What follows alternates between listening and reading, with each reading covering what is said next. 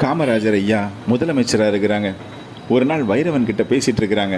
வைரவா, வீட்டில் நாம் 2 பேரும் தான் இருக்கோம். பக்கத்தில் இருக்க ரேஷன் கடையில் அரிசியும் பருப்பும் வாங்கிக்கேன்னே அப்படின்னு சொல்ல வைரவன் தலையை சொரிஞ்சுக்கிட்டே, ஐயா, ரேஷன் கடையில் போடுற அரிசி ரொம்ப வாடை வருதுயா. நாம் வேணா அரிசியை வெளியில் வாங்கிக்கலாமா ஐயா? நாம் 2 பேர் தானே இருக்கோம், நல்ல அரிசி சாப்பிடலாமா ஐயான்னு கேட்குறார். காமராஜர் ஐயாவுக்கு எரிச்சலும் கோபமும் வருது. முதலமைச்சர் தாமல அந்த அரிசியை முதல்ல சாப்பிடணும்னே, என் மக்களுக்கு கொடுக்குற அரிசியை தாமல நான் சாப்பிடுவேன்னே.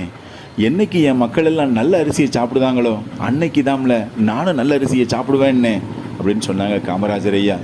ஆனால் காமராஜர் ஐயாவோட கடைசி காலம் வரைக்கும் அவருக்கு கிடைச்சது அந்த வாட வரக்கூடிய ரேஷன் அரிசி மட்டும்தான். ஆனால் ஒரு நாளும் முகம் சுழிச்சதில்லை, சந்தோஷமாக சாப்பிடுவாங்க காமராஜர் ஐயா. அந்த ரேஷன் அரிசியில் மிச்சம் வர்ற சாப்பாட்டை பழையது வச்சும் சாப்பிட்ட ஒரே முதலமைச்சர்னு சொன்னால் அது